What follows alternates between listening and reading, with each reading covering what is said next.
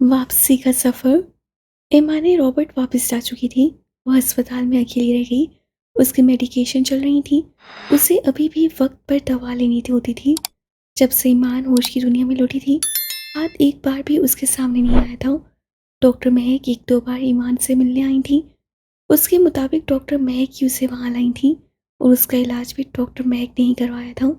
कभी कभी ईमान खड़े खड़े कहीं गुम हो जाती थी। वो कोहरे के पार से निकल तो आई थी, पर अभी तक उसे अपने इर्द गिर्द धुंध महसूस होती थी। उसे अभी दुआओं की ज़रूरत थी। अभी भी डॉक्टर महक उससे मिलने आई थी। वो दोनों बैल्कोनी में खड़ी थी। तुमने आगे का क्या सोचा है? उसे यूं गुमसुम खड़े देखकर डॉक्टर महक ने पूछा। उसकी आवाज़ पर वो चौंकी और फिर आहिस्ता से बोली, नहीं जानती। जहाँ तहलीक की नदी मुझे ले जाए। वो बस इतना सी कह पाई। मज़ीद कुछ दिनों तक तुम्हें छुट्टी मिल जाएगी। घर कब जाओगी? डॉक्टर महक ने गहरा सांस लेते पूछा। घर के नाम पर ईमान ने उसे यूं देखा जैसे कह रही हो, क्या मेरा कोई घर है? लेकिन वो कह ना पाई, बस खामोशी से खड़ी रही। तुम्हारी माँ कितना परेशान होंगी? डॉक्टर महक की आवाज़ उभरी। वो कुछ ना बोली। तस्वुर के पर्दे पर सलमा बेगम का अक्स लहराया। माजी में क्या हुआ, किसने क्या कहा, किसने क्या कहा, किसने क्या किया, वो कुछ याद नहीं रखना चाहती थी। वो बस इस कोहरे से निकलना चाहती थी। अगले 2 दिन उससे पूरे अस्पताल का दौरा किया। वहाँ मरीजों की हालत उससे कई गुना खराब थी। ये वो मरीज थे जिन्हें किसी किस्म की कमी नहीं थी। सोने की चम्मच लेकर पैदा होने वाले लोग। वो क्यों पागल हुए थे, इसका जवाब सिर्फ वो ही जानते थे। वो वहाँ आने वाली पहली लड़की थी जो इतनी जल्द हवास की दुनिया में लौट आई थी। वो लड़कियों को चीखते चिल्लाते देख रही थी और उसका खुद से यही सवाल था, क्या मैं भी ऐसी ही थी? जवाब का सोचकर वो झुर्री सी लेती। तीसरे दिन वो अपने कमरे में थी जब डॉक्टर महक आई। चलो ईमान, तैयार हो जाओ, तुम्हारा भाई तुम्हें लेने आया है। उससे एक झटके से पलट कर देखा। भाई? उसके लब होली से बड़बड़ाए। आज उसकी अस्पताल से क्लीयरेंस होनी थी। आज जल्दी जल्दी काम निपटा रहा था। वो फाइल हाथ में थामे खड़ा था जब उसका फ़ोन बजने लगा। डॉक्टर महक का फ़ोन था। वो आ रहा है उसे लेने। डॉक्टर महक की आवाज़ उभरी। कौन? उसकी पेशानी पर लकीरें उभरी। ईमान का भाई, अरमान बिन अब्दुल्ला। मैंने उसे अस्पताल का एड्रेस दे दिया है। वो कभी भी पहुंच जाएगा। ठीक है। उससे फ़ोन बंद कर दिया। दिल पर बहुत सा गिरा था। वो जा रही थी। उस पर हाथ का अब कोई हक नहीं था। वो लड़की जिसे उसने अपनी बीवी के रिश्ते से यहाँ दाखिल करवाया था, जिसे उससे अपना पूरा वक्त दिया था, जो उसकी मौजूदगी से भी नावाकिफ थी, वो आज वापस जा रही थी। तय ये हुआ था कि डॉक्टर महक उससे ले जाएगी और फिर सलमा बेगम को फ़ोन करके बुलाया जाएगा और उनकी बेटी उन्हें सौंप दी जाएगी। लेकिन अरमान उससे पहले ही डॉक्टर महक तक पहुंच गया था। ईमान का तो कोई भाई नहीं था, फिर तुम कौन हो?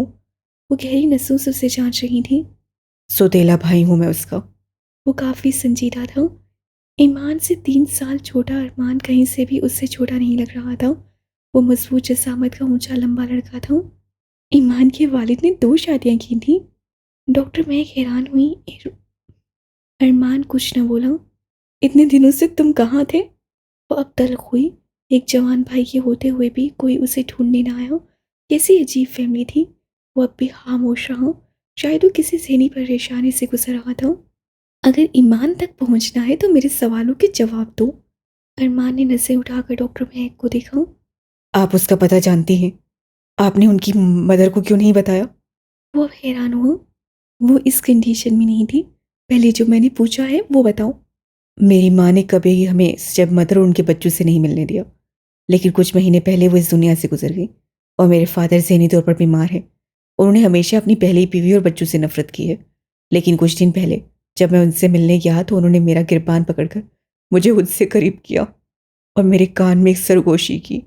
वो बस एक ही नाम ले रहे थे, ईमान, ईमान। वो पल भर को रुका, जैसे खुद को कंपोज कर रहा हो। इससे पहले मुझे कभी अपनी सुतेली बहनों में दिलचस्पी नहीं हुई। मैं इकलौता हूँ, मैंने कभी बहनों का नहीं सोचा। लेकिन उस रोज़ मेरी हालत अजीब सी हो गई। अम्मी के जाने के बाद और अब्बू को इस हाल में देखकर मुझे अकेलेपन का एहसास हुआ। फिर जब मैं अपनी सुतेली माँ से मिला तो मुझे ईमान का पता चला। उन्होंने मुझे इस अस्पताल का बताया। वो यहाँ से गायब हुई थी। अब आप मुझे बताएं वो कहाँ है, ताकि मैं उसे घर ले जा सकूं। उसकी पूरी बात सुनकर डॉक्टर महक ने गहरा सांस लेते कुर्सी से टेक लगाई और फिर फ़ोन उठाकर हाथ का नंबर मिलाया। अरमान पहलू बदल कर उसे देखने लगा। हाथ को फ़ोन पर बताने के बाद वो उसे लेकर अस्पताल आई थी। वो उसे काउंटर पर वेट करने का कहकर अंदर चली गई। आप मिसेस ईमान के क्या लगते हैं? सारा स्टाफ ईमान को जानने लगा था। काउंटर पर खड़ी लड़की ने उससे पूछा था। भाई हूँ, सोतेला। लफ्ज़ सुतेला उससे आहिस्ता से कहा था। तो आप उसे क्यों ले जाने आए हैं? मुझे लगा था वो अपने हस्बैंड के साथ जाएगी। हस्बैंड के नाम पर अरमान की देवरी चढ़ी थी। सलमा बेगम से वो मुशारिफ के बारे में सब सुन चुका था। कैसे वो तलाक देकर मुकर गया था। वो अपने हस्बैंड के साथ क्यों जाएगी? उससे उल्टा सवाल किया। मसूई गैरत जाग गई थी। शायद उसे ईमान की इतनी परवाह हो भी ना, लेकिन एक मर्द होने की हैसियत से उसे ये गवारा नहीं था कि उसके खानदान की लड़की के साथ कोई ऐसी खनूनी हरकत करे। क्यों? उन्होंने ही ईमान का इतना ख्याल रखा। अगर वो ना होते तो ईमान कभी ठीक ना हो पाती। क्या वो ईमान से मिलने यहाँ आता रहा है? इस सवाल पर लड़की ने अरमान को यूं देखा जैसे वे ईमान का भाई नहीं, कोई अजनबी हो जिससे कुछ इल्म नहीं था। सच तो ये था कि वो कुछ नहीं जानता था, लेकिन अरमान नहीं जानता था या ईमान सिर्फ ईमान नहीं थी, वो मिसेस जबील थी। जबील खानदान की बहू, आज जबील की वाइफ। वो तो अभी भी यही है, वो सामने। लड़की ने हाथ से इशारा किया। राहदारी के पास हाथ खड़ा था। वो फ़ोन पर किसी से बात कर रहा था और उसके साथ साथ खड़ा था। वो हाथ में पकड़ी फाइल को गौर से देख रहा था। ईमान का बायोडेटा चेक कर रहा था। अरमान गुस्से से हाथ की तरफ लपका। उससे करीब जाकर झटके से उसका रुख अपनी जाने मोड़ा। ये इतना अचानक हुआ था कि हाथ उससे देख ही ना पाया। अगले ही लम्हे अरमान ने जोरदार मुक्का बनाकर उसे मारा, पर उसका हाथ हवा में ही मोलिक हो गया। मैं फ़ोन सुन रहा हूँ। उससे अरमान के हाथ को झटका देते फ़ोन की जानिब इशारा किया और फिर दोबारा फ़ोन की तरफ मुतवज्जा हो गया। साथ तेज़ी से उसकी जानिब लपका और उससे अरमान को पकड़कर पीछे किया। कौन हो तुम, और तुम्हारी हिम्मत कैसे हुई हाथ उठाने की? साथ गुस्से से फुनकारा, जबकि अरमान अपने सामने खड़े हाथ जबील को देखकर हैरान रह गया। उससे कौन वाकिफ नहीं था? वो खुद उसके सेशंस लेता था। वो मुशारिफ हसन नहीं था, तो फिर वो कौन था? हाथ फ़ोन पर ऐसे ही मसरूफ़ था जैसे कुछ हुआ ही ना हो। कुछ देर बाद फ़ोन बंद करता उनकी जानिब मुतवज्जा हुआ। जी, अब बोले। हाथ की बजाय जुबान से काम लें। वो पुरसुकून था। गुस्सा कहीं दूर दूर भी नहीं था। तुम मेरी बहन के शोहर थे ना? उसके पूछने का अंदाज ऐसा था कि हाथ ने अप्रोच उठाकर उसे देखा, जबकि साथ को वो रिलैक्स रहने का इशारा कर चुका था। उम्मे ईमान, वो मेरी बहन है। ओह। वो बस इतना ही कह पाया। डॉक्टर महक अभी उसे ले आएंगी, आप उसे ले जा सकते हैं। अरमान हैरान था। ये सब क्या हो रहा था वो नहीं जानता था। अचानक हाथ की नज़र सामने से आते ही डॉक्टर महक पर पड़ी। ईमान उनके साथ थी। हो सके तो अपनी बहन से कभी मेरा जिक्र मत करना। उससे अरमान को तलकीन की। लेट्स गो साथ। उससे एक आखिरी नज़र ईमान पर डाली और वो दोनों तेज तेज कदम उठाते आरजी दरवाजे की जानिब बढ़ गए। अरमान हैरत से उन्हें जाते देख रहा था। वो जिसने पूरी जिंदगी मर्दों से धोखा खाते गुजारी थी, वो अरमान को अपने सामने देखकर हैरान हुई थी। कहने को तो उसका सुतीला भाई था, लेकिन बेटा तो अब्दुल्ला शाहाब का था। किसी फंक्शन पर अगर उनका आमना सामना हो जाता तो ईमान ने उसकी आंखों में अपने लिए हमेशा ही अजनबियत देखी थी। वो कभी कभी उससे महसूस होता था जैसे वो उससे शदीद नफरत करता हो। शायद उसकी वजह भी अब्दुल्ला शाहाब थे। मुझे दे दे। अरमान ने आगे बढ़कर नर्स के हाथ से छोटा सा बैग थाम लिया, जिसमें कुछ ज़रूरी सामान था। इनका ख्याल रखिएगा, स्ट्रेस और परेशानी से दूर। डॉक्टर महक ने ताकीद की। अरमान ने बस सर हिला दिया। वो ईमान से नसें नहीं मिला पा रहा था, जबकि ईमान की नसें उसी पर जमी थीं। मर्द के मजबूत सहारे को तरसने वाली ईमान जो खुद को मजबूत जाहिर करती थी, जैसे किसी मर्द की ज़रूरत नहीं थी। वो अपने भाई को, चाहे वो सुतेला ही सही, यूं अपने आसपास देखकर साकित रह गई थी। उसकी आंखों में नमी उभरने लगी थी। चले। उससे पहली बार ईमान से नसें मिलाई। वो उससे छोटा था, पर भाई छोटा भी हो तो बड़ा ही लगता है। ऐसे ही वो उसे अपने बड़े भाइयों की तरह ट्रीट कर रहा था। चेहरे पर हद दर्जा संजीदगी थी। वो उसका बाजू थामे उसे लेकर बाहर की जाने बढ़ गया। डॉक्टर महक ने एक गहरा सांस खारिज किया और उन्हें तब तक देखती रही जब तक वो लोग दरवाजे से बाहर नहीं निकल गए। दुनिया गोल है, उससे सुना था। आज जान लिया। वो जहाँ से चली थी वहीं वापस आ गई थी। सूख टाइलों वाले शहर का वो घर जहाँ से उससे लंबी उड़ान भरी थी, आज फिर से वो वहीं पर थी। लेकिन इस बार वो मज़ीद टूट-फूट गई थी। वो वॉशरूम में आईने के सामने खड़ी थी। कुछ देर पहले उससे शॉवर लिया था। पूरा वॉश बेसिन उसके बालों से भरा पड़ा था। वो सर को हाथ लगा रही थी और उसके बाल उतर कर हाथ में आ रहे थे। उसे समझ न आया वो रोए यहाँ से। उसने गौर से अपने चेहरे को देखा, जहाँ ज़रा सी भी रौनक नहीं थी, बल्कि आंखों के नीचे हल्के और गालों पर छाइयाँ पड़ चुकी थीं। उसकी आंखें जैसे अंदर को धुस गई थीं, होंठ नीले हो चुके थे। स्ट्रेस और डिप्रेशन ऐसी बीमारियां हैं जो इंसान को ज़हनी तौर पर ही नहीं, बल्कि जिस्मानी तौर पर भी बुरी तरह खा जाती हैं। अपने आप को आईने में देखकर उसकी आंखें लबालब आंसुओं से भरने लगीं। इससे पहले वो फिर किसी डिप्रेशन का शिकार होती, उसने गहरे सांस लेकर खुद को नॉर्मल करने की कोशिश की। ये वो उम्मे ईमान नहीं थी जो अपनी मेहनत और जहानत की बदौलत स्पेन पढ़ने गई थी। वो जिसके कॉलम्स बहुत मशहूर थे, वो जो नई नई चीज़ों पर रिसर्च करती थी, वो जिससे ज़िंदगी को ज़ीरो से शुरू करके 100 पर ला खड़ा किया था, वो आज फिर ज़ीरो पर थी। कोई हमें ये क्यों नहीं सिखा था कि जब ज़िंदगी हमें 100 से ज़ीरो पर लाकर पटकते, तो ज़ीरो से कैसे शुरू करें? ज़ीरो से शुरू करना आसान होता है, लेकिन 100 से ज़ीरो पर आकर दोबारा शुरू करना सबसे मुश्किल। पहले वो ज़हीन व फ़तीन उम्मे ईमान थी, जिसने अपनी मेहनत से इत्मीनान हासिल किया था। उसे वक़्त लगा, उसने बहुत कुछ सहा और अपनी ज़िंदगी को सहल कर ही लिया था। और वो उम्मे ईमान पहले वाली ईमान नहीं थी।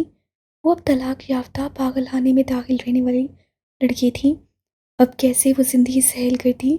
मुँह हाथ धोकर वो वज़ू करती बाहर निकल आई। बाहर हुमायसा बेड पर बैठी उसका इंतज़ार कर रही थी। जल्दी करें आप ही, खाना ठंडा हो रहा है। मैंने आपकी फ़ेवरेट डिश बनाई है। उसे 3 दिन हो चुके थे वापस आए। सलमा बेगम और हुमायसा पहले की तरह नॉर्मल रहने की कोशिश कर रही थीं, लेकिन वो पहले जैसी नहीं रही थी। मैं बस नमाज़ पढ़ लूँ। वो ज़बरदस्ती मुस्कुराई। भीगे चेहरे की कि उससे बड़ा डूबसा दुपट्टा लपेटा और चाय नमाज़ बिछाकर उस पर खड़ी हो गई। 6 महीने, तकरीबन 6 महीने गुज़र गए थे। वो अल्लाह के हज़ूर नहीं झुकी थी। वो पागल थी और पागलों को नमाज का क्या पता होता है। उसे तो होश ही नहीं था और जब होश आया था तो समझ नहीं आ रहा था शुरू कहाँ से करे। हुमायसा उसे छोड़कर कमरे से बाहर निकल गई। वो बुत बने चाय नमाज पर खड़ी रही। उसकी नज़रें सजदे की जगह बने मीनार पर जमी थी। उसने नियत बांधने की कोशिश की, लेकिन समझ ना आया कि क्या बोले क्या पढ़े। उसकी आंखें फिर से आंसुओं से भर गईं। वो खड़ी खड़ी रोने लगी थी। वो अपनी बेबसी पर रो रही थी। उसने खुद को फिर से कोहरे में कैद पाया था। चारों जानिब अंधेरा था। सर्द वो अब कांप रही थी। अल्लाह अकबर! जैसे एक झमक्का हुआ, यूं लगा तेज रोशनी चारों जानिब फैल गई हो। अल्लाह सबसे बड़ा है। उसे याद आने लगा था। उसके हाथ खुद ब खुद तकबीर के लिए उठे। सब जैसे ऑटोमेटिक होने लगा। वो रब कायनात के सामने खड़ी थी। फिर कैसे मुमकिन था वो उसे मायूस लौटा देता? वो अब सूरह फातिहा पढ़ रही थी। उसका वजूद सिसकियों की सद में था। उसे लगा जैसे उसने ज़िंदगी में पहली बार नमाज अदा की हो, इस हक से जिस हक से उसे अदा करने का कहा गया है। वो अब सजदे में थी। कोहराब हट रहा था, दूर भाग रहा था। उसके वजूद से स्याही धुल रही थी। कुछ लोग कहते हैं डिप्रेशन में इबादत करनी चाहिए, कुछ कहते हैं डिप्रेशन में इबादत काम नहीं आती। दूसरी बात बिल्कुल ठीक है, ये तब काम आती है जब हम हीलिंग की तरफ बढ़ते हैं, जब हमारा दिमाग ये समझ लेता है कि अब उसे हील होना है। हीलिंग प्रोसेस एक खतरनाक प्रोसेस। हिस्सा 2M। किस्सा बुश शिकनू का, जहाँ बुतों को तोड़ा गया, खुद को जोड़ा गया। Healing yourself is connected with healing others. Yoko Ono. 1 साल बाद दीवार पर बड़ी सी पेंटिंग लगी थी जिस पर वाज़ेह अल्फाज में योको का ये जुमला लिखा था, जबकि जुमले के पस मंज़र में जो पेंटिंग थी वो वाज़ेह नहीं थी। कुछ अजीब सी शबहात थी। दीवार के सामने पेंटिंग से थोड़ा नीचे एक बड़ा सा मेज़ रखा था और मेज़ दीवार के साथ कुर्सी थी। मेज़ पर लैपटॉप खुला हुआ था और वो कुर्सी पर परचूमान थी। वो मेज़ पर झुकी एक नोटबुक में कुछ लिख रही थी। देखने से ये कमरा एक ऑफिस लग रहा था, जिसकी बाएं जानिब बड़ा सा एक्वेरियम रखा था, जिसका साइज़ काफ़ी बड़ा था। तकरीबन 6 फीट चौड़ाई और 4 फीट ऊंचाई थी। उसमें ना सिर्फ मछलियाँ थीं, बल्कि बहुत सारे आबी पौधे भी थे। देखने में ये पूरा इकोसिस्टम लगता था। उसे बायोडायवर्सिटी पसंद थी, इसीलिए एक्वेरियम उसके कमरे में था। जबकि बाईं जानिब दीवार की ग्लास विंडो थी, जिसके पर्दे हटे हुए थे और हल्की-हल्की बूंदें ग्लास विंडो पे बह रही थीं। हीलिंग प्रोसेस सबसे खतरनाक प्रोसेस है। उससे वासिया गहरे लफ्ज़ों में लिखा। तभी दरवाजे पर दस्तक हुई और चौंक सी गई। ये पेशेंट आपसे मिलना चाहती है। नर्स के साथ एक लड़की खड़ी थी, 20-21 साल की लड़की जिसका वजन काफ़ी ज़्यादा था।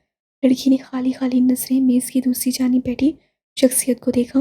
वो उसे देखकर मुस्काई। आओ बैठो। उसकी आवाज़ सुनकर वो लड़की खोले खोले कदम उठाती उसकी जानिब बढ़ी।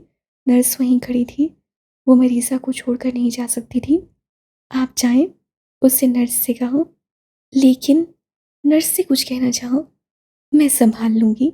उसके अंदाज में इत्मीनान था। नर्स दस्तबसब का शिकार दरवाज़ा खोलकर बाहर निकल गई, जबकि लड़की उसके सामने कुर्सी पर बैठ गई। बारिश पसंद है? उससे ग्लास विंडो की जानिब देखते पूछा, जिसके शफाफ शीशे पर बारिश की बूंदें तिलिस्माती माहौल बना रही थीं। नहीं। लड़की सर झुकाए बैठी थी। उसके हाथ गोद में रखे थे और वो दोनों हाथों को आपस में मसल रही थी। कोई बारिश को कैसे नापसंद कर सकता है? वो अपनी जगह उससे उठ खड़ी हुई थी। नोटबुक वैसे ही खुली रखी थी। वो विंडो की जानिब बढ़ी और फिर उससे करीब पहुंचकर हाथ बढ़ाकर विंडो को दाएं जानिब सरका दिया। तेज हवा के झोंके के साथ हवा बारिश की बूंदें अंदर दाखिल हुई। उससे आंखें बंद करके उसे महसूस किया। लड़की वैसे ही बैठी थी। रेन क्लीन्स और ओरा, ये हमारी चमक बढ़ाती है, हमें साफ करती है। वो बारिश की बूंदों को महसूस करते कह रही थी। लेकिन ये खौफनाक होती है, अकेलेपन का एहसास दिलाती है। जब जब बारिश होती है मेरा दिल उदास हो जाता है। लड़की बोल रही थी। वो खामोशी से उसे सुनने लगी। कुछ देर वो वहीं खड़ी रही, फिर विंडो बंद कर दी। एक्वेरियम के पास रखे एक शेल्फ की जानी पड़ी, जिस पर कुछ किताबें तरतीब से रखी थी। उसे लाइटर उठाकर एक खूबसूरत सी कैंडल को जलाया, जो कांच के जार में थी, जिसका रंग गहरा सब्जी माइल था। अचानक धुआं उठा और पूरे कमरे में एक अजीब सी खुशबू फैल गई। ये आम खुशबू नहीं थी। ये वैसी खुशबू थी जैसे किसी जंगल से गुजरते वक्त महसूस होती है जब बारिश हो रही हो। नेचर की खुशबू। तुम्हारा नाम क्या है? उससे लड़की से सवाल किया। सिदरा। लड़की ने खुशबू को अपने अंदर उतारते जवाब दिया। उससे ऐसी खुशबू पहले नहीं सूंघी थी। सिदरा, क्या करती हो? वो अब किसी किताब का मुआयना करते पूछ रही थी। कुछ भी नहीं। लड़की को अपना आप रिलैक्स होता महसूस हुआ। कमाल करती हो फिर तो, क्योंकि मेरा कुछ करे बिना गुजारा नहीं होता। वो होले से मुस्काई। मैंने कल डॉक्टर अलवी की क्लिनिक पर आपका सेशन लिया था। लड़की अब खुद बताने लगी थी। मैं पिछले 6 महीनों से डॉक्टर अलवी से सेशंस ले रही हूँ। डॉक्टर अलवी शहर का जाना माना साइकोलॉजिस्ट था, लेकिन मुझे जितना आपकी एक सेशन से अच्छा महसूस हुआ है, उतना कभी नहीं हुआ। वो 20-21 साल की लड़की नफसियाती थी, जिसे उसे घर वाले साइकोलॉजिस्ट के पास भेज रहे थे। आपने एक बात कही थी कि हीलिंग प्रोसेस सबसे खतरनाक है। ऐसा क्यों है? पहले मुझे ये बताओ, तुम साइकोलॉजिस्ट के पास क्यों जा रही हो?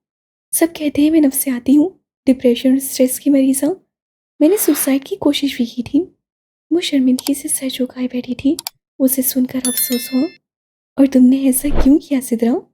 वो अब एक किताब उठाए वापस अपनी कुर्सी की जाने पड़ी। लड़की कुछ ना बोली। कमरे में गहरी खामोशी छा गई। वो अब एक किताब उठाए वापस अपनी कुर्सी की जाने पड़ी। लड़की कुछ ना बोली। कमरे में गहरी खामोशी छा गई और इस खामोशी में ग्लास विंडो पर पड़ती बारिश की बूंदों की आवाज़ वाज़ेह सुनाई दे रही थी। खामोशी का लंबा वक्फा आया और फिर लड़की की सिसकियों की आवाज़ सुनाई दी। वो अपनी जगह बैठी हिचकियों से रो रही थी। उससे उसे रोका नहीं, चुप नहीं करवाया, रोने दिया। जब वो रो चुकी तो फिर बोली, मैं घर में सबसे छोटी हूँ। घर का माहौल शुरू से अजीब था। मेरे सारे बहन भाई बहुत ज़हीन हैं, सब बड़ी बड़ी पोस्टों पर काम कर रहे हैं। मैं बचपन से अजीब हूँ। मुझे चोट लगती थी तो मैं कभी नहीं रोई। मामा के पास मेरे लिए टाइम नहीं होता था। पापा मुझसे प्यार करते थे, लेकिन वो बिजी होते थे। मामा पापा की आपस में कम बनती थी। एक बार मैं स्कूल में खेलते खेलते गिर गई और मेरी कलाई की हड्डी टूट गई, लेकिन मैं रोई नहीं।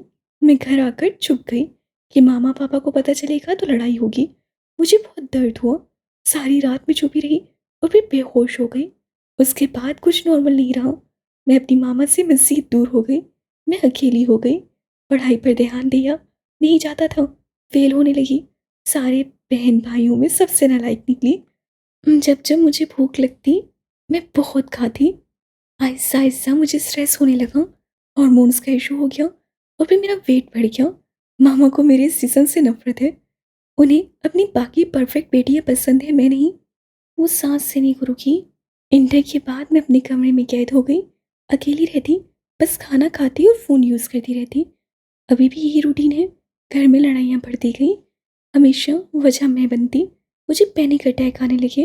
मुझे सांस लेने में दुश्वारी होती है। और फिर पापा हमेशा के लिए चले गए। मुझे लगता है वो भी मेरी वजह से मरे हैं। वो किसी एहसास से जुर्म का शिकार थी। ऐसा जुर्म जो उससे किया भी नहीं था। पापा ने मरने से पहले बड़े भैया को मेरी जिम्मेदारी दे दी। मुझे बस यही लगता है कि पापा मेरी वजह से मरे हैं। मैंने खुदकुशी की कोशिश की लेकिन बच गई। भैया तब से मुझे साइकोलॉजिस्ट के पास भेज रहे हैं। मैं जिम भी जाती हूँ। डॉक्टर से कहा है मेरा वेट कम ना हुआ तो मुझे बहुत नुकसान होगा। और फिर वो फिर से रुकी। वो शख्स जिससे मैंने मोहब्बत की वो धोखेबाज निकला। वो मेरे जज्बात से खेलता रहा। और दूसरी लड़कियों से भी मैं अब जीना नहीं चाहती क्योंकि इस दुनिया में मेरी कोई जगह नहीं है। ये दुनिया हम जैसों के लिए नहीं है। वो दुखी थी, हद दर्जा दुखी। चलो मैं तुम्हें एक कहानी सुनाती हूँ। वो उठ खड़ी हुई। मेज़ पर रखा रिमोट उठाया, बटन दबाया तो कीड़ियों के ऊपर मौजूद दीवार पर स्क्रीन रोशन हो गई। प्रोजेक्टर ऑन था। तुमने पूछा था ना कि हीलिंग प्रोसेस खतरनाक क्यों है? चलो मैं बताती हूँ। उसे स्क्रीन की जानिब इशारा किया जिस पर एक बड़ी सी तितली बनी थी। ये एक तितली है। दिखने में कितनी खूबसूरत है ना? इसकी लाइफ साइकिल के बारे में जानती हूँ? वो तितली को देखते पूछ रही थी जबकि लड़की हैरानी से उसे देख रही थी। कुछ समझ नहीं आया था।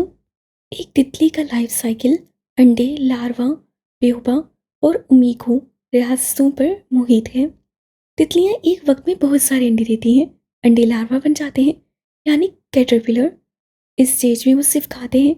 उनका काम बस खाना होता है ताकि वो उसे अगले फेज के लिए स्टोर कर सकें। ये इतना खाते हैं कि 4 से 5 बार उनकी शेयरिंग होती है और ये अपने साइज से 100 गुना बढ़ जाते हैं। ये एक प्रेशर वाला फेस होता है और ये खतरनाक है क्योंकि चंद एक कैटरपिलर ही अगले फेस के लिए बच पाते हैं।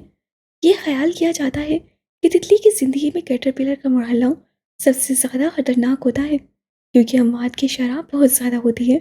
कैटरपिलर मौसमी हालात, बीमारी, पराजियों और शिकारियों के रहमो करम पे होते हैं। सिद्रा को समझ ना आए कि उसे बायोलॉजी क्यों पढ़ा रही थी। स्क्रीन पर तितली का लाइफ साइकिल बना हुआ था। अगला फेज प्यूपा होता है। ये ट्रांजिशन फेज कहलाता है। जब कैटरपिलर मुकम्मल बालिग हो जाता है, वो खाना छोड़ देता है तो ये एक प्यूपा बन जाता है। तितलियों के प्यूपा को करलीस भी कहा जाता है। स्पीशीज के मुताबिक प्यूपे शाख के नीचे पत्तों के अंदर या ज़ेरे ज़मीन दफन हो जाते हैं। इसलिए ट्रांजिशन के लिए, तितली बनने के लिए ये मरहला चंद हफ्तों, 1 माह या उससे भी ज़्यादा अरसा तक जारी रहता है। कुछ स्पीशीज में ये मरहला 2 साल तक रहता है। बाहर से ऐसा लगता है कुछ नहीं हो रहा लेकिन अंदर बड़ी तब्दीलियां रोनुमा हो रही हैं। घास, फुलिए जो लार्वा में मौजूद थे अब तेजी से बढ़ रहे हैं। वो बालिग तितली की टांगों पर आंखें और दूसरे हिस्से बन रहे हैं। एक मुकम्मल खूबसूरत तितली। पता है तितली की लाइफ साइकिल का ये फेस क्या सिखाता है? खुद को मुकम्मल करने के लिए कभी कभी छुपना पड़ता है, गायब होना पड़ता है। सिद्रा ने ना समझे के आलम में उसे देखा। कैटरपिलर हमारी टीनेज है जब हम पर बहुत प्रेशर होता है। बुलूगत का, ख्वाबों का, पढ़ाई का, कैरियर का। हमसे बहुत कम लोग टीनेज में सरवाइव कर पाते हैं। टीनेज में हम बुरी तरह टूट फूट जाते हैं, ब्रोकन होते हैं हम। लेकिन हम टीनेज से डायरेक्ट बालिग नहीं हो जाते। दरमियान में एक ट्रांजिशन फेज आता है, बिल्कुल बेहोपा की तरह, जहाँ अगर हमें खुद को हील करना है, एक मुकम्मल इंसान बनना है, अपने आप को प्रेशर से निकालना है तो ट्रांजिशन फेज में जाना पड़ता है। बेहोपा की तरह छुपना पड़ता है ताकि हम नशोनुमा पा सकें। और ये हीलिंग फेज है। कोई मदद नहीं कर सकता जब तक हम खुद हील ना हो पाए, खुद की मदद ना कर पाए। तो उसके लिए हमें अलग होना पड़ता है। दुनिया की भीड़ से खुद को पहचानना पड़ता है। हमें बिल्कुल टूट-फूट जाना है पड़ता है और हमारे सारे टुकड़े मिलकर एक नए वजूद को जन्म देते हैं। और मैंने हीलिंग प्रोसेस को खतरनाक इसलिए कहा कि हम वल्नरेबल होते हैं, टूटे होते हैं, थके होते हैं। किसी गलत इंसान के हाथ लग जाएँ तो मर जाते हैं। जब अंधेरों से निकल कर आते हैं और अंधेरे पीछा करते हैं, कोहरे के पार निकलना इतना आसान नहीं होता। डगमगा जाते हैं, गिर जाते हैं, लेकिन उठना पड़ता है। हीलिंग ज़रूरी है, बहुत ज़रूरी। और उसके लिए ज़रूरी है कि पहले खुद के साथ रहने की आदत डाली जाए। सहारों को तलाश करते रहेंगे तो कभी साइकिल मुकम्मल नहीं कर पाएंगे। सिद्रा भयानक बनी उसे देख रही थी। वो नहीं जानती थी कि वो बात को ऐसे समझाएगी। तुम्हारे भाई कितनी ही कोशिश कर ले, तुम कितने ही सेशंस क्यों ना ले लो, जब तक तुम खुद नहीं चाहोगी हील नहीं कर पाओगी। उससे मुस्कुराकर सिद्रा की जाने देखा। मैं कोशिश करती हूँ, लेकिन मुझसे नहीं होता। मैं थक जाती हूँ, रिजल्ट नहीं मिलते, न ज़हनी तौर पर न जिस्मानी तौर पर। वो बेबसी से बोली। किससे कहा ट्रांजिशन आसान होती है? सबसे तकलीफ दह मरहला होता है ये। गिरना, उठना, फिर गिरना, उकता जाना। कभी कभी सालों लग जाते हैं, लेकिन साबित कदमी ज़रूरी है। जब तक तुम कोहरे से नहीं निकलना चाहोगी, कोई तुम्हारी मदद नहीं कर पाएगा।